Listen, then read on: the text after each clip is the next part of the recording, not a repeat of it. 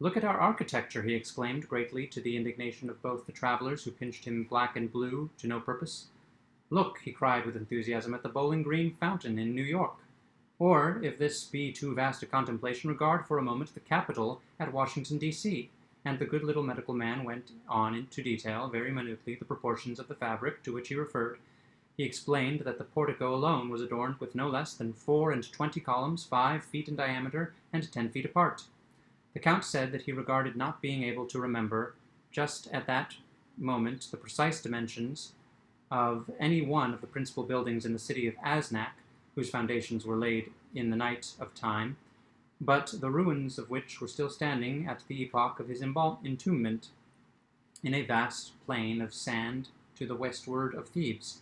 He recollected, however, talking of the porticos, that one affixed to an inferior palace in a kind of suburb called Karnak consisted of 144 columns, 37 feet in circumference and 25 feet apart.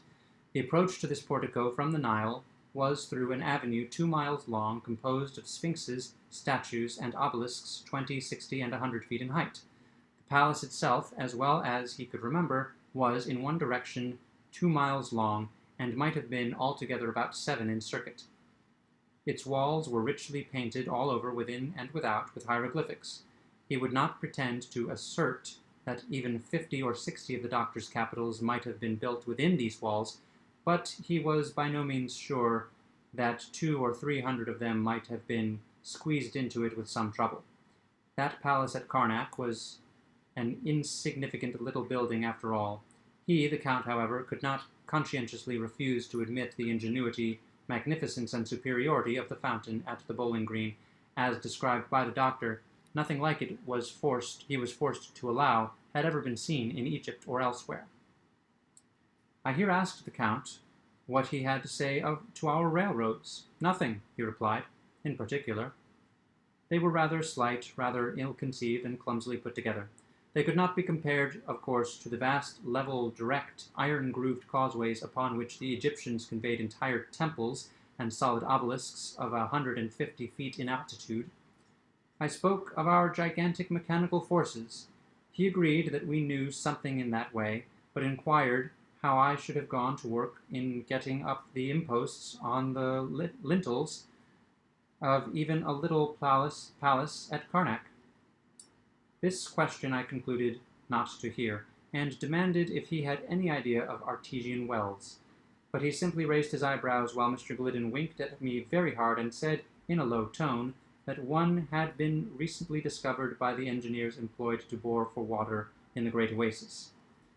I then mentioned our steel, but the foreigner elevated his nose and asked me if our steel could have executed the sharp carved work seen on the obelisks, and which was wrought together by edge tools of copper.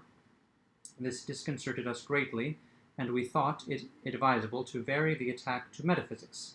We sent for a copy of a book called The Dial, and read out of it a chapter or two about something which is not very clear, but which the Bostonians call the great movement of progress. The Count merely said that great movements were awfully common things in his day, and as for progress, it was at one time quite a nuisance, but it never progressed.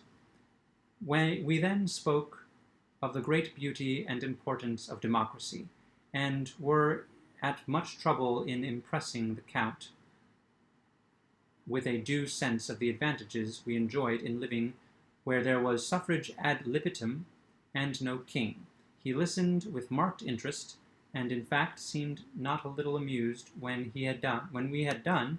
He said that a great while ago there had occurred something of a very similar sort. 13 Egyptian provinces determined all at once to be free, and to set a magnificent example to the rest of mankind. They assembled their wise men and concocted the most ingenious constitution it is possible to conceive. For a while they managed remarkably well, only their habit of bragging was prodigious. The thing ended, however, in the consolidation of the 13 states with some 15 or 20 others in the most odious and insupportable despotism that was ever heard of upon the face of the earth. I asked what was the name of the usurping tyrant. As well as the Count could recollect, it was Mob. Not knowing what to say to this, I raised my voice and deplored the Egyptian ignorance of steam.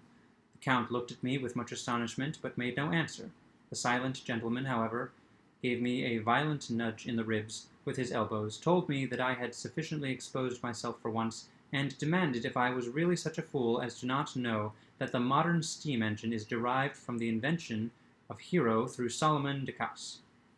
We were now in imminent danger of being discomfited, but as good luck would have it, Dr. Ponnonner, having rallied, returned to our rescue, and inquired if the people of Egypt would seriously pretend to rival the moderns in the all-important particular of dress.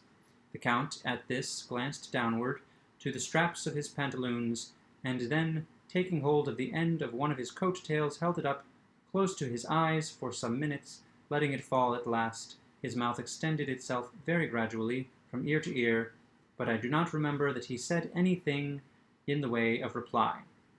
Hereupon we recovered our spirits, and the doctor, approaching the mummy with great dignity, desired to say candidly upon its honor as a gentleman, if the Egyptians had comprehended at any period the manufacture of either Ponnonner's lozenges or Brandreth's pills.